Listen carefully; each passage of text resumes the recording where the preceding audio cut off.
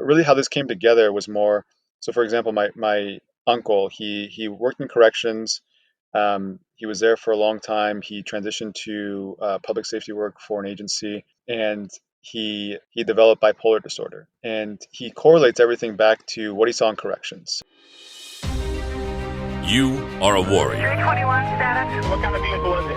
You are the very best your nation has to offer. 911. Multiple shots fired. They're asking you to lead. 5. We need a Bearcat. It's up to us. So 133. I need somebody that's got a visual on where the shooter is. You must be sound in mind, body, and spirit. 42, where's the officer down? I have a rescue helicopter that wants to land and help. This is the podcast that will make you the one. Copy running eastbound. The one that will bring everyone back. Trouble, we have shots fired. Give me backup now. Because no one else is coming. We're going to have an officer shot. 100 block of East Street. Suspect is down. This is The Squad Room.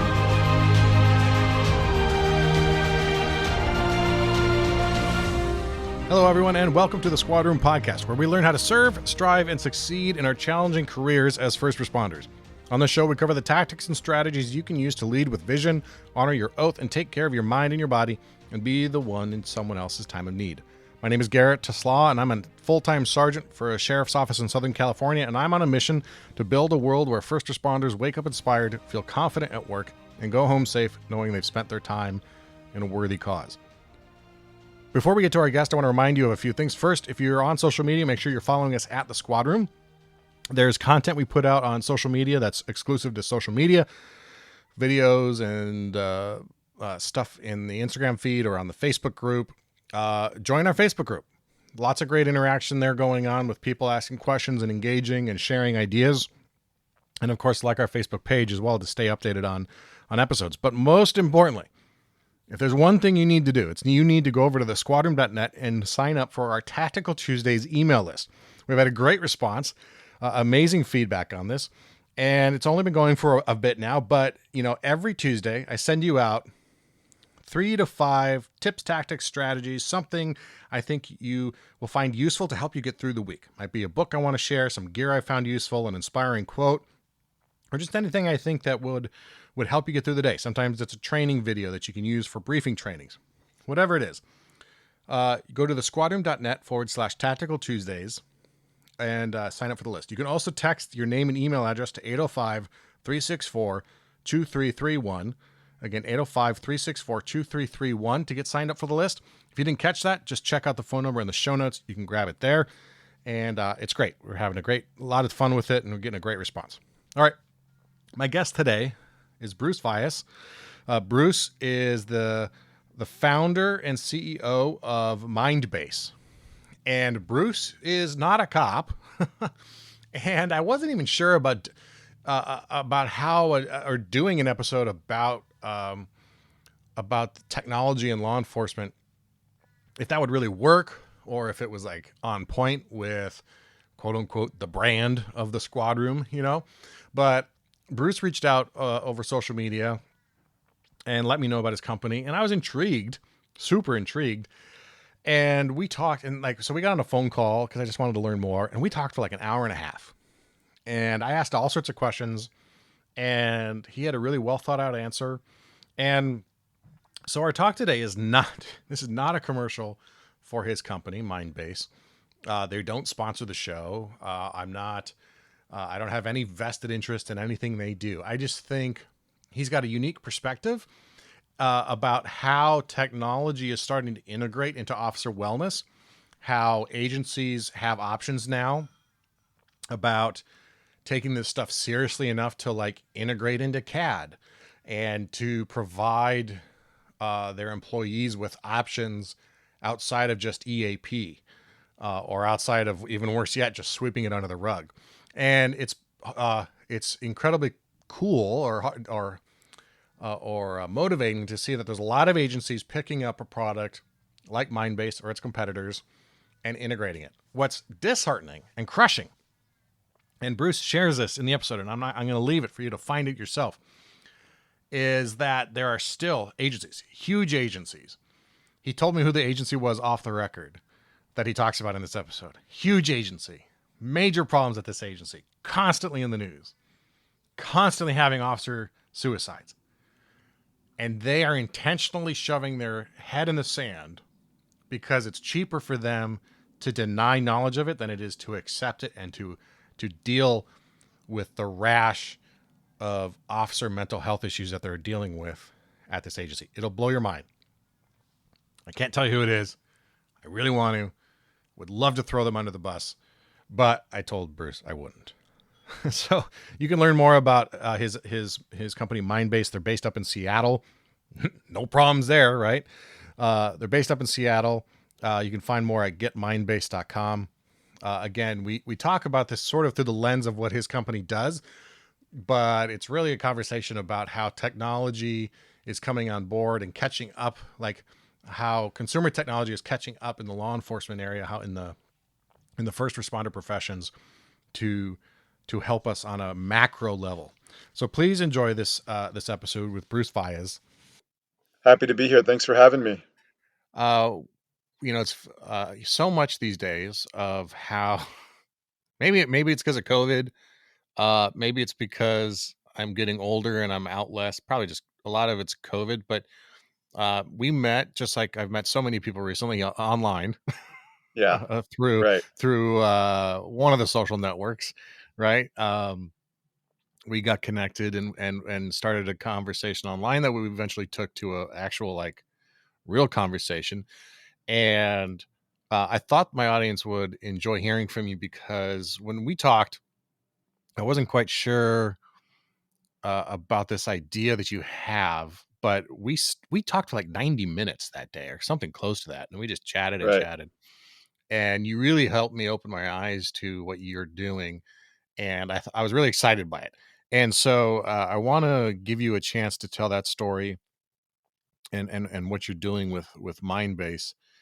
And I also want to tell people, like, first of all, like, we're going to talk about a lot of topics about integrating technology with uh, officer wellness and care and how we do that and some of the challenges. That's why I have you here.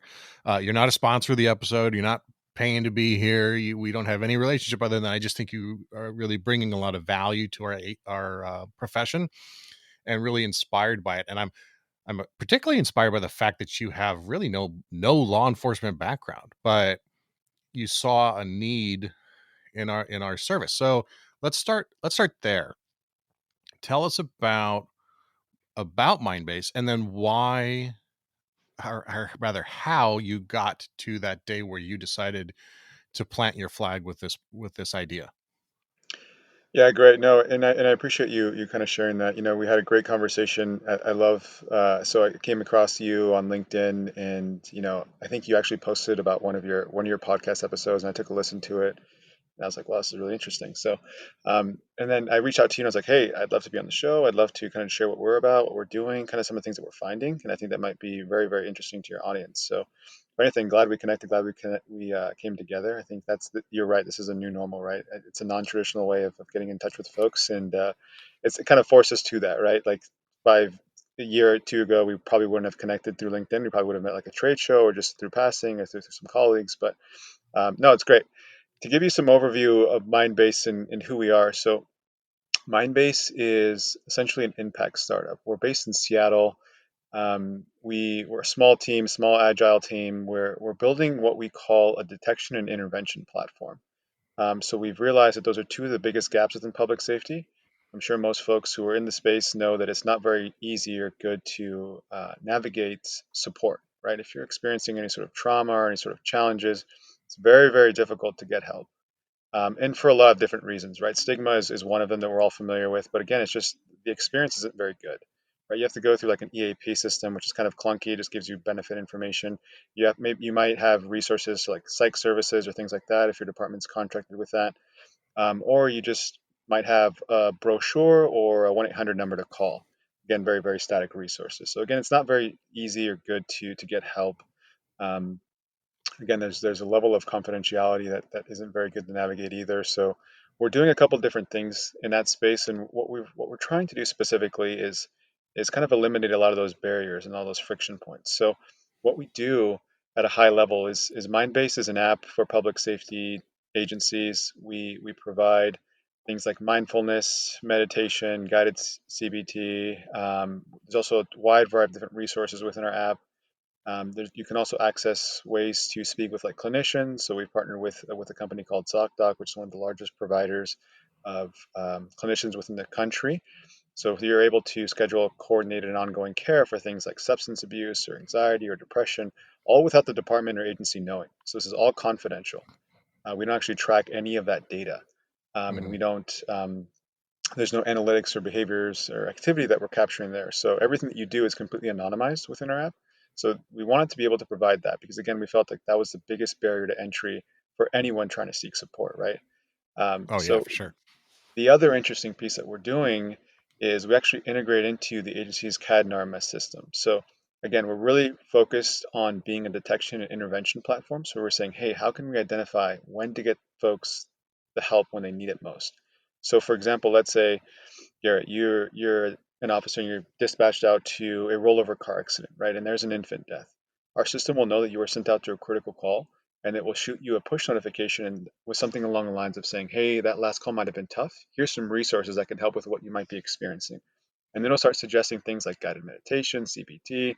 It'll start recommending modules for stress and anxiety or depression, depending on what you saw. So it captures all of that exposure data through your CAD system, and then it recommends resources based off of that. So it's completely personalized to what you're going through and what you're experiencing. And the other piece is the dashboard. So the dashboard is extremely powerful for administrative folks, leadership to really identify what's going on within their workforce. Part of that is, I'm sure you guys know, first line of support is identifying there's a problem and identifying there's a need. And interestingly enough, the only approach public safety is taking is reactive. So we're more on the proactive side. Peer support agency and leadership's more so saying, hey, I just want to know when my officer has a rise in excessive force or complaints or things along those lines, because then I know something's wrong, right? And I need to talk to them. We're more saying, hey, we know these guys see a lot of events that build up over time, these micro traumas that really break down that emotional reserve that lead to these points, right? So if anything, we're capturing a lot of that up front. And we're trying to, again, be the leader in detection and intervention that helps you just because again, mental health is not something you solve, right? It's not something we're not ever claiming that we're going to get rid of this problem. There's always going to be another critical call. There's always going to be another critical incident. It's how you manage and maintain that, and then build that resiliency over time so you can bounce back, right? And so there's so much to dig into there, and so many questions about confidentiality, and that the idea of a dashboard is intriguing, but I'm sure for most line officers also terrifying. but one of the things that brings up in that conversation, and as I'm thinking about as you're talking, you're in the tech space. um Tech is obviously the place to be these days if you're looking to be an entrepreneur. Right, But but government contracting work is typically not like the gold mine. Like they didn't build Twitter or Facebook for the government, because the government never has any money. Right? right. Nobody in government has any money. Nobody's got a budget. I mean, I hear that all the time. But it's compelling that you entered this space for the reasons that you did, and I was hoping you could share that. Yeah, I think you're right. I think so. Government definitely is not the sexy space, right?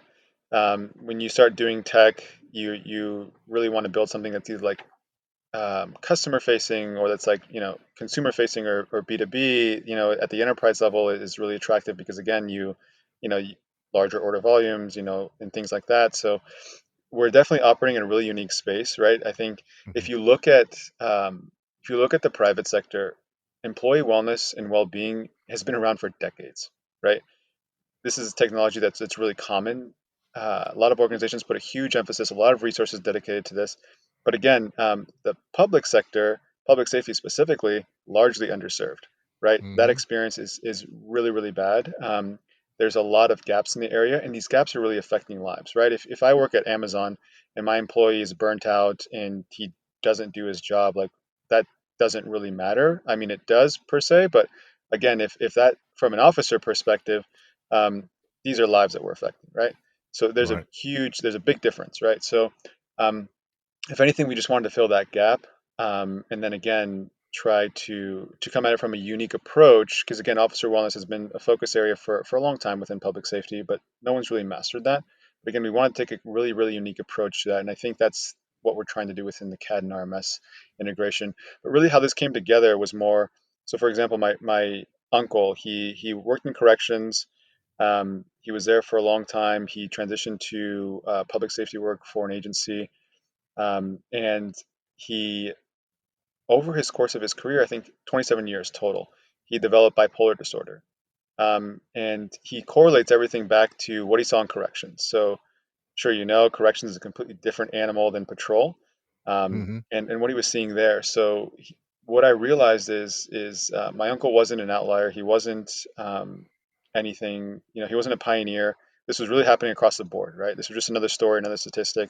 The more and more I started looking at at what was going on with him personally, and it really affected his entire life. He was forced into early retirement. He felt that he had about 10 years left within the agency. Once he was diagnosed, he was demoted. He was reassigned, and personally, he ended up getting divorced from my aunt, and changing his whole life there. So not only was he not able to do the job that he wanted, he no longer was married to my wife or to his to my aunt, his wife, and so it completely changed his life. And what I realized is when you start looking at the data, that's really the story that we see, but everyone's kind of avoiding it, right? So, for example, if you look at the statistics for this year alone, we're at 35 officers that have committed suicide, right, since January 1st, 2020. If you look at the last 3 years in a row, it's outweighed line of duty deaths. It's been triple digit numbers for over a decade, right? The data Mm-hmm. is telling us a really unique story. It's telling us that public safety is failing the most vulnerable, and that there's big gaps, right? So for us, we're trying to solve that through detection and intervention. We're trying to identify when there's a problem, when there's a need, and provide resources when they need it most. So at a high level, that's really what Mindbase is about. We're really on a mission to solve that, because I don't think anyone's done that well. And again, we're really, really fortunate to be playing a super small role in the wellness and resiliency strategies for agencies. So I really think it's, to me, what was compelling about it was that you have this, your uncle who you saw and had a firsthand experience of some of the detrimental effects of unaddressed trauma and mental health, and how that can, interact with your career and your life, of course.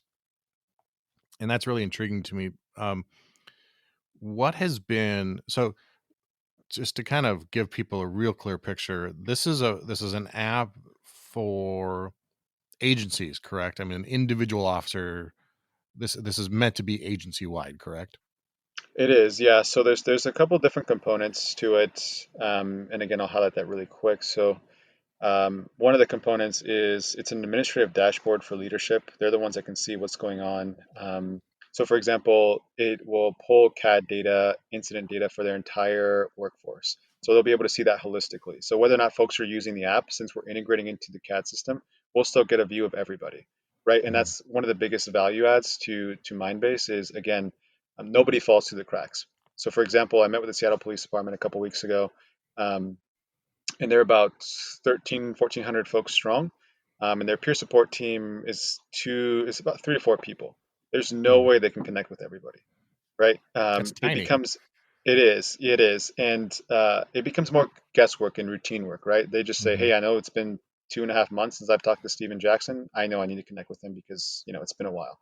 For us, we're saying, hey, we're identifying folks based off of what they're being exposed to. Here's a list of those folks. Now you can connect with them based off of what they might be experiencing.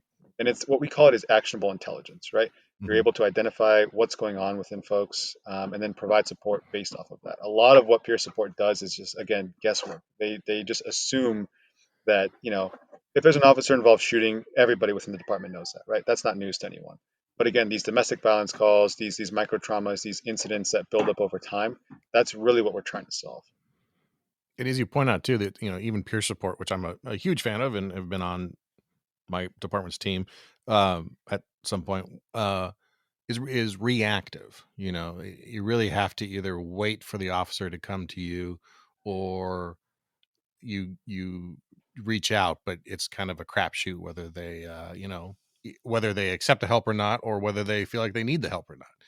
So the one thing I think anyone listening, any cop who has had any dealings with bad leadership, which of course for us here at the squadron, like the enemy that we are planting our flag against is against bad leadership.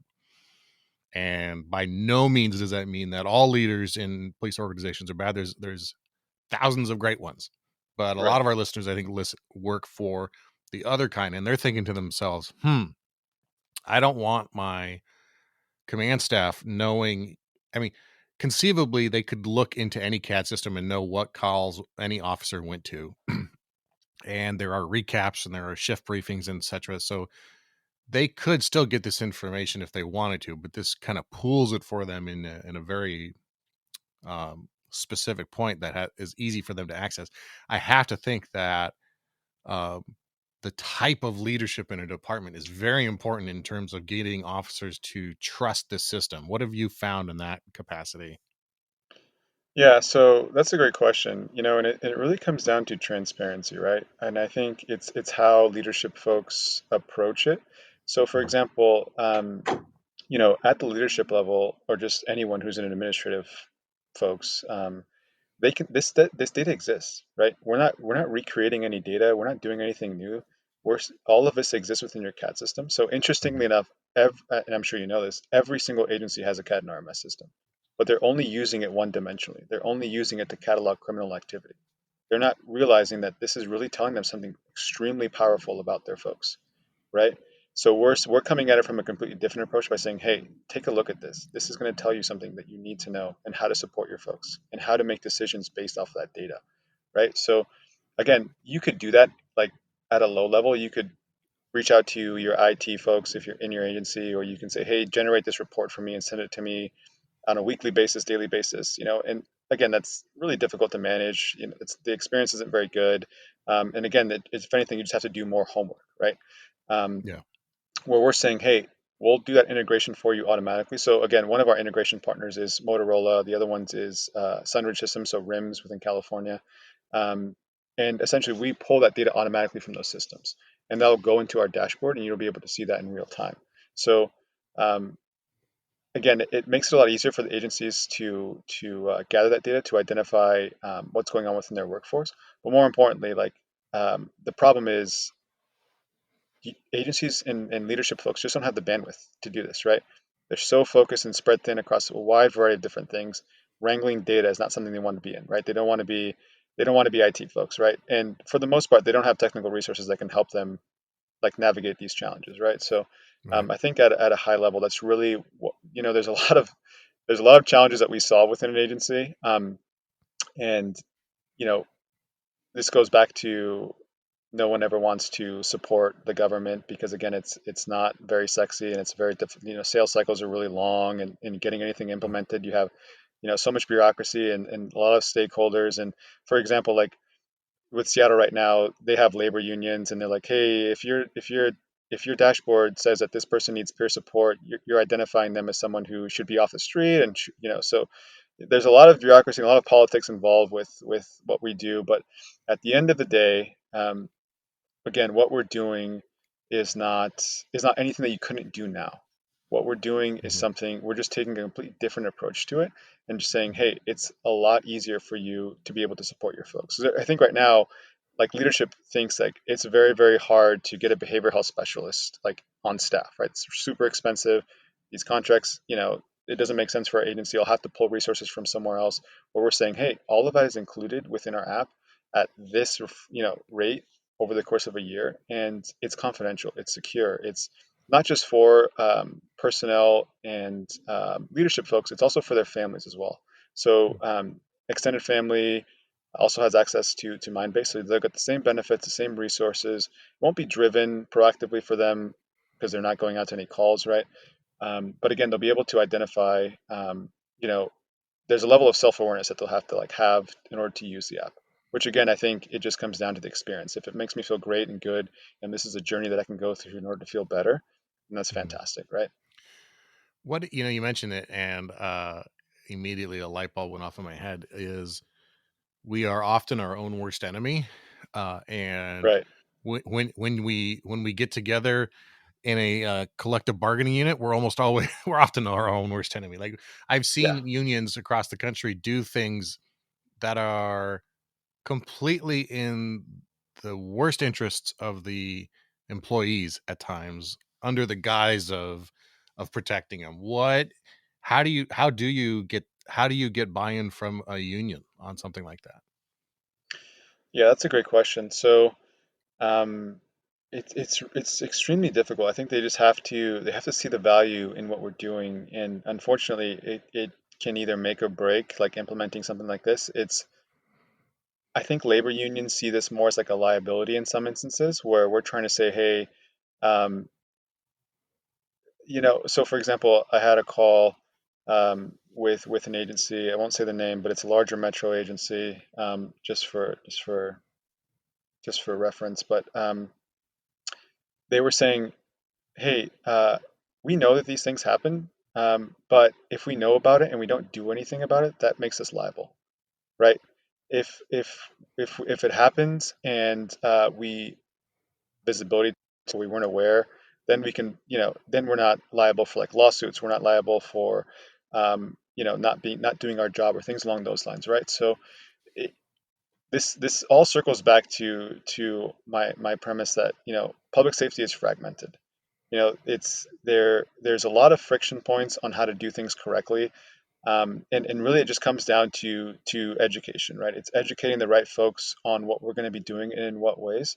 So, for example, one of the biggest frictions points that I get, or one of the biggest pushbacks is how are you going to navigate like requests for disclosures? If people want to subpoena stuff from you, how are you going to navigate that? That's going to make us more liable to, if someone in the city finds out that our officers are using this app, then they're going to want to pull this data, and they're going to want to know, if this officer was involved in a shooting or, in a specific case, then they can pull this data and say, I want to know if he was stressed. I want to know if he was going through any challenges. I want to know that information. But the beautiful thing is we don't capture any of that. So everything is completely anonymous within Mindbase's platform. So we don't actually know what anyone is doing. We just provide the resources in order for you to go through that. But it's not like Starbucks, for example, if when you buy a latte and they know they give you 5 stars because you bought a grande, right? We don't capture any of that behavioral analytics. So that's the other piece to it. So it doesn't. We're not subject to like requests for disclosure or any sort of subpoena request because that information doesn't exist on our side.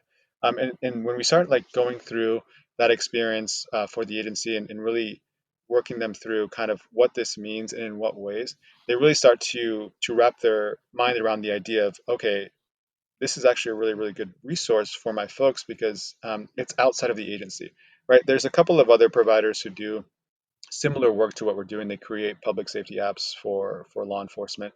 Um, but again, it's these apps are more branded toward the agency. So, for example, if I'm at the Seattle Police Department and they're using those resources, it's a Seattle Police Department app. For us, it's Mindbase's app, and the reason behind that is we want it to be a clear disconnect from the agency, right? One of the biggest things that we found early on was when we were doing agency apps, our adoption levels were extremely low, right? People were saying, "Hey, I feel like they're watching me. I feel like they're monitoring me." So we made the clear distinction of having it be specific for Mindbase, right? And having the agency be completely disconnected from that. There's still peer support folks in there from the agency, chaplains, behavioral health specialists, whatever network that the agency has is still plugged into the app. But in terms of them being able to identify, like if you went through a specific exercise or a module, or if you looked at an article or went through a resource, they'll never be able to see that. And when we start painting that picture, then they really get comfortable with the idea of, okay, this is really a unique way to approach it. But again, labor unions is and you're right. I think I don't think it's by default that they don't want ways to support their folks. I think there's so much skepticism Right. in Right. everything that they do, right? And they just have to look at it that way, right? And I think last time we talked, like you mentioned, like there's a level of cynicism that you have to have when you're an officer and you're going around with a gun on you 24 hours or 7 hours during 12 hours, whatever, how long your shift is. You have to think in these terms, right? You have to think of what's best for me and in what ways can it affect me. So really oftentimes when we meet with like chiefs and leaderships, they approach us from that perspective too. Like they're really resilient, or excuse me, they're really reluctant to implement something like this because they think, they're really reluctant to change. And that's one of my biggest things is finding like progressive leaders who say, hey, I know this is a problem. I need to provide a resource that can help solve these challenges. And again, that will transcend into other areas, right? So Mhm. I think this, like community health units is a big thing right now, right? Having like social workers in the field on patrol and things like that, right? That's a big focus area right now. Um, and I met with Chief Harvey over at the FAR Police Department in Texas last week, and he was, he did a session on that, and he invited me up to speak, and we were talking about it, and he was trying to share his experience with other agencies so they could implement a good strategy for community facing resources. And when I told him, I said, hey, what you're sharing here is great, but it really comes down to a couple key things, and it's education, right? I don't think folks really understand how to use law enforcement, right? And I think it's because we've been conditioned a certain way, right? Anything critical that happens, you call 911, right? Anything that's critical to you, right? And for people, that can mean a wide variety of different things, right? So, for example, um, he was telling me about some of the work that his mental wellness unit was doing within the community, and I was telling him, I said, hey, it sounds like your folks are doing a lot of triaging, right? Which isn't your job, and unfortunately, it just comes down to like lack of education. They don't know how to use law enforcement correctly for these specific circumstances. So, for Sure. Yeah. example, like um, if you want to have someone do a wellness checkup on your uncle because he has mental health issues, or because your son might be freaking out, and you call 911, right? There needs to be a clear connection of who you need to call, right? And I use the example of, cat in the tree and the fire department shows up. That's animal services job, right? But folks don't know that. They just know this is a really, really serious event for them, and they need to call folks who handle serious events, and that's always law enforcement, right? So and I think that's like the biggest thing is making a clear connection with your community by saying, hey, this is what we do, this is how we help, and in what ways. And I think it goes a lot further than that. But again, I think that's really, I think it comes down to the education piece. I want to go back to something you said, and I want to make sure I understand you, because if I understood you correctly, it's a really crystal clear example of how far we have to go still. And it was when you talked about the major metropolitan area agency that you didn't name, but that if they knew about these events with their officers, if they knew that their officer was in crisis and was out on the street, and they didn't do something about it, about treating that officer, and then the officer does something, or something happens to the officer, whether it's a excessive use of force or a shooting, or this officer commits suicide, etc., the agency saying, if we know about those things but we didn't do anything about it, we're liable for it. But if Right. we cover our eyes to it and we pretend that if we just pretend that it's not there, then we're not liable. Is that it? Am I understanding that correctly? That was the conversation. Correct. So that should give any officer pause, any firefighter, any paramedic pause in understanding the mountain we have to climb with this idea, whether it's mind base or any sort of personal accountability or agency accountability for the health and wellness of their officers. I mean, that is a monumental mountain to climb when an Yeah. agency is going, nope, it's way better if we keep our eyes shut, and if that officer goes out and shoots an innocent person, we'll roll the dice on that. If that officer commits suicide, we're willing to let that family lose their loved one rather than do something about it. I mean, it's disheartening and like I'll be honest, like crushing all at the same time that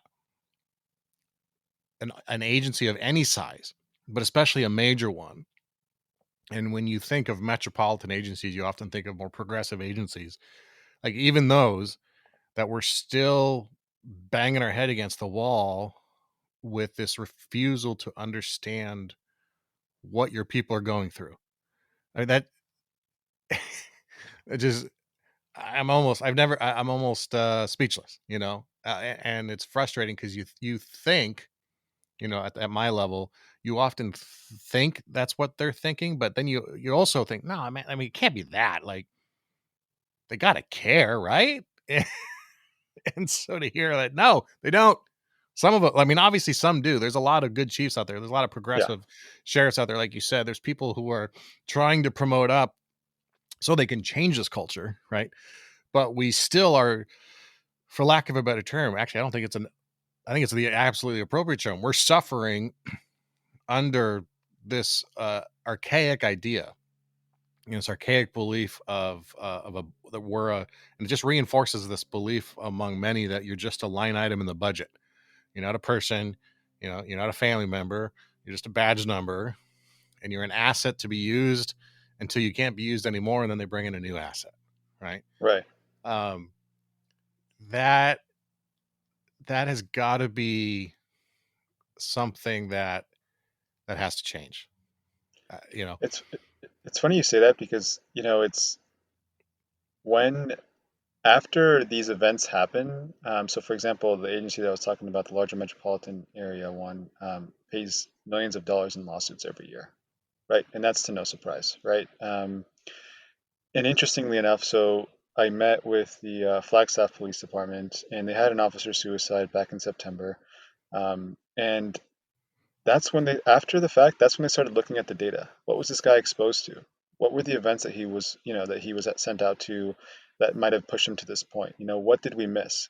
And interestingly enough, that's when they start looking at the data. So um, it's always, how I see it is like, that train that's full of people, and there's like people on top of the train. There's like, because the train's so full, and there's people hanging outside the train, and like Mhm. that's how I really see it. It's hanging like on a thread until it breaks, right? And then once it breaks, and you're like, oh shoot, I should have looked at this. I should have, and unfortunately, that's the proactive piece that we're taking. We're saying, hey, here's an alert, or here's a ping, or here's a notification that you're going to get every single time when you need to stay on top of these folks, so you don't have these incidents again. We're never claiming that we're going to solve any of these challenges, but we're going to give you the insight and the data you need to again make more informed decisions on a more prepared force, right? And that's the idea. Is I think right now leaderships and folks don't they just don't know how to support any like mental health and wellness initiatives because that's not their domain, right? If you ask leadership like how they should run or prepare their workforce, then they'll give you some really good insight on that, right? Through their experience. But when you start talking like clinical services or resources from a mental health perspective, that's like a completely different area for them. So that's why they contract out with like these other agencies or like third parties or just don't provide any resources at all because again they just don't understand how to effectively support that. So for us, and I think peer support is a great start. I think peer support really does provide a lot of value.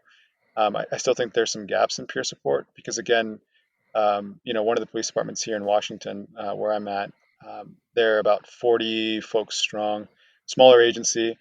They have two people on their peer support team, and their peer support team isn't very active.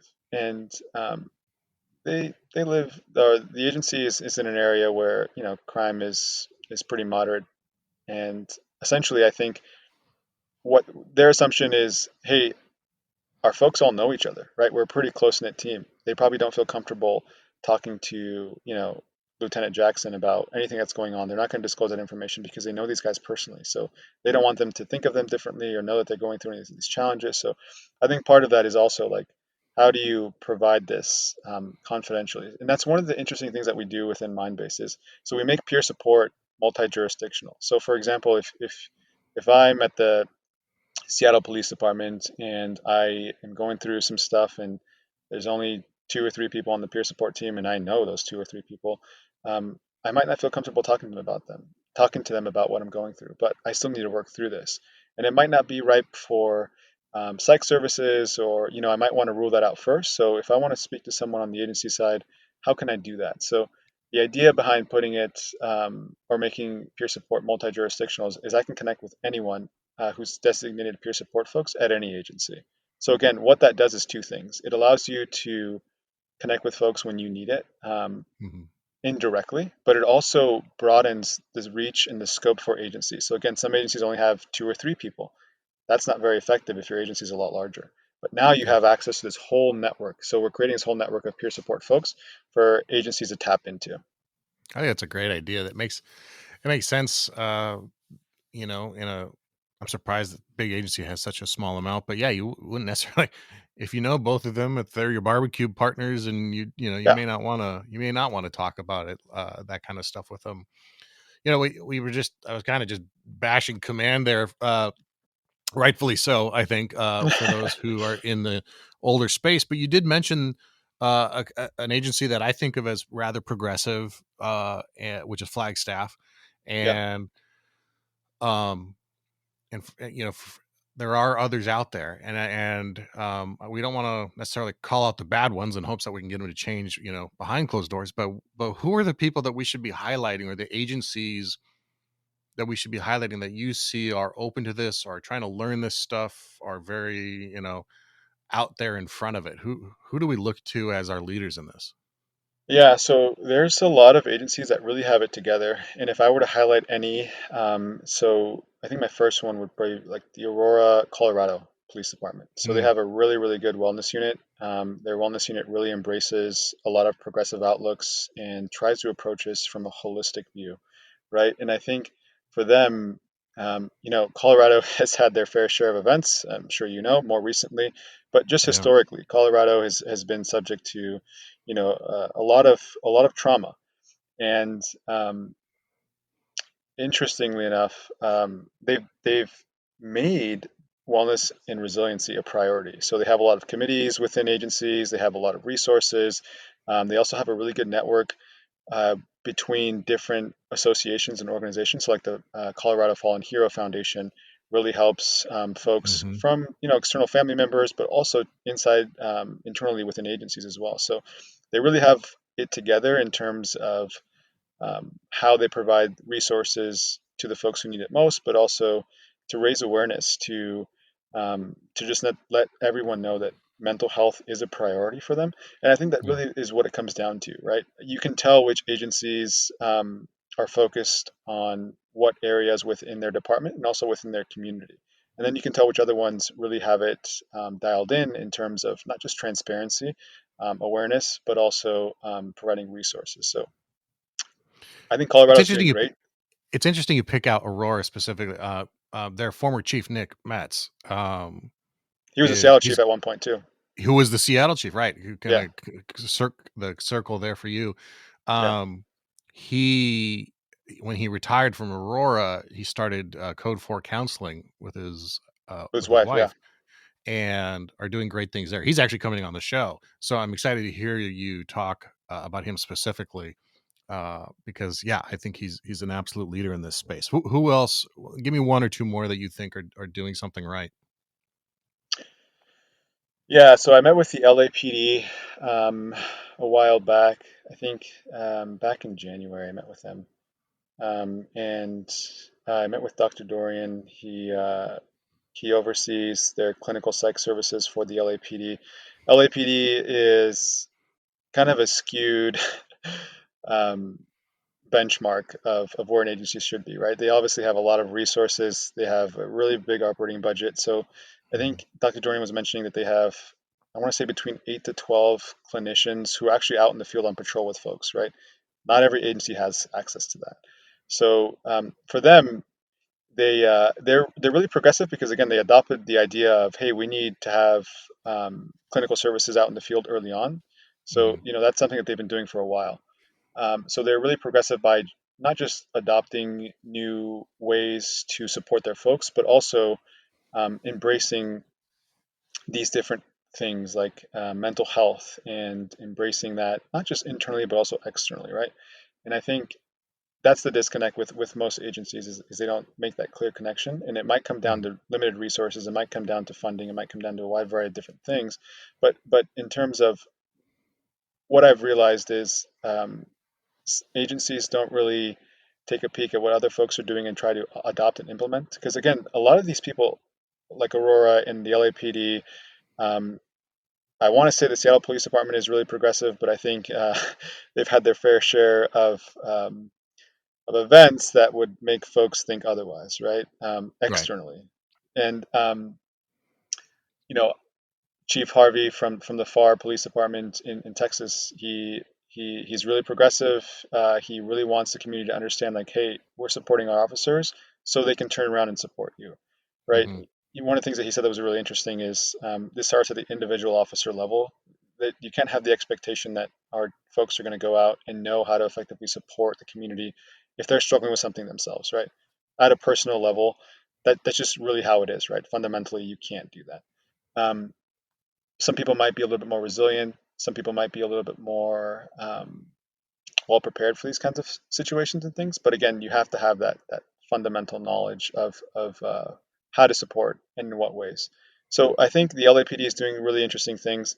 Um, again, they have a lot more resources than most agencies. Yeah.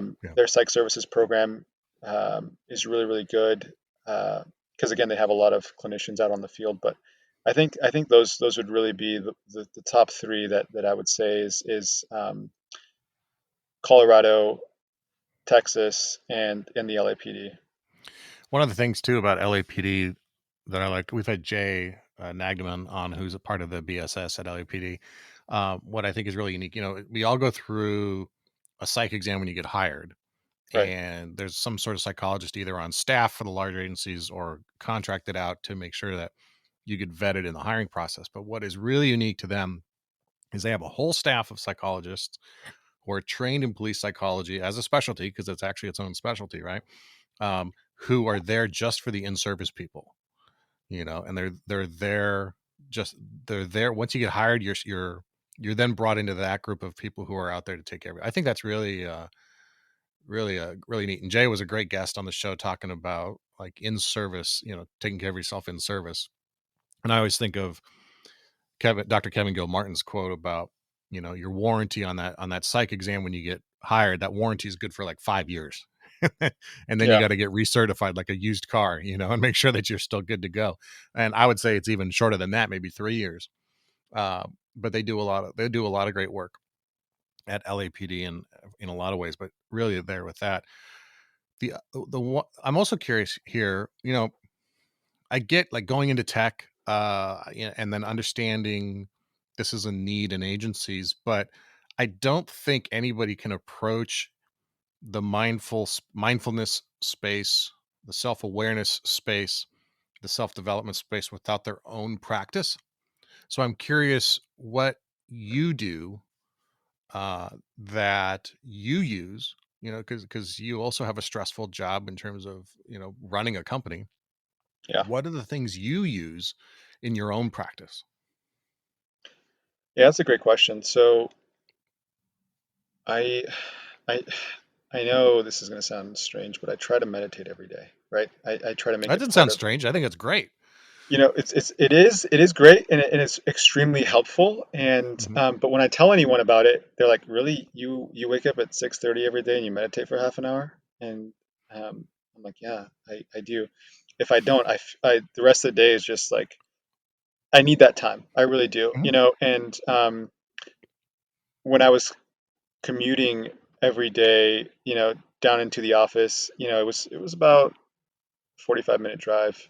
And I always tell my wife, like, I would never turn on the radio. I would never listen to music. I would just like collect myself. Like that was like I wasn't like formally meditating, but that 45 minutes, that half an hour, of my commute into the city Hmm. was great. Like I was able to, recap on a lot of different things. I was able to, collect myself and kind of work through not just the action items of what I needed to go through on that daily basis, but I was able to just like reset, like recenter myself, but more importantly, prepare myself for what was ahead, right?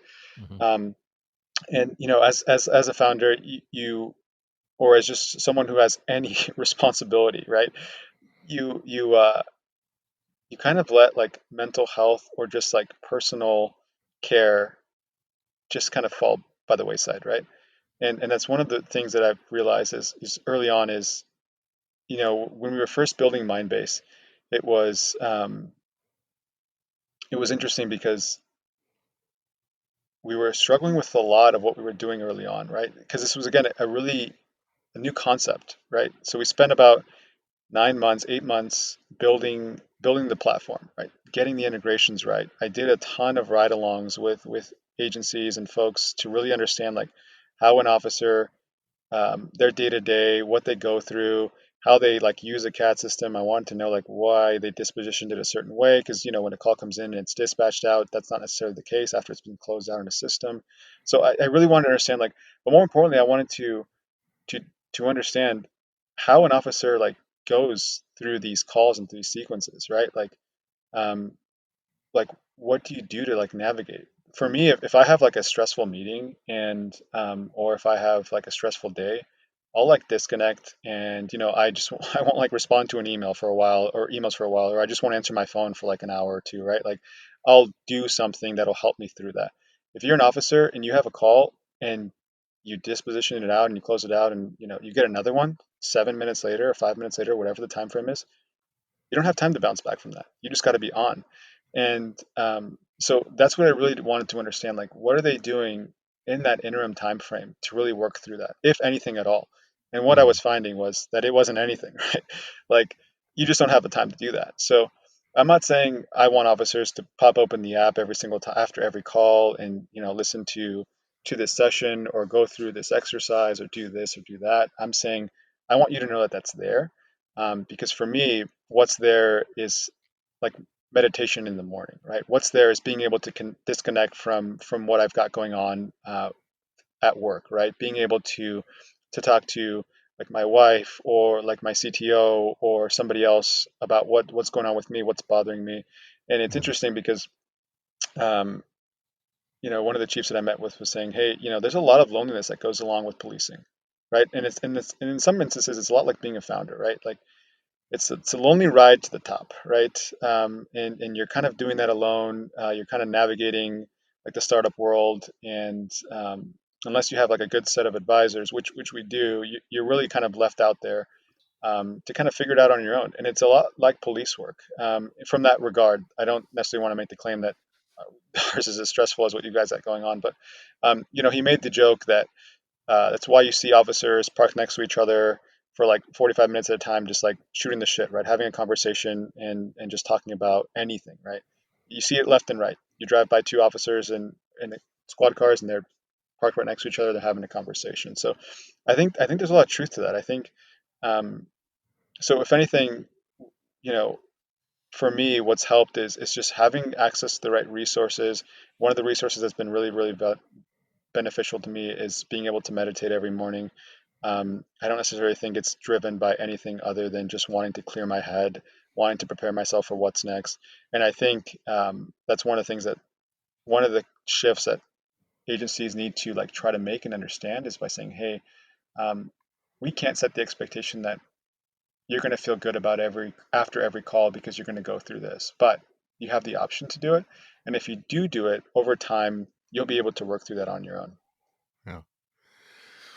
Yeah, no, I think that's such an easy place to start. As I continue continue to try and integrate a consistent meditation practice.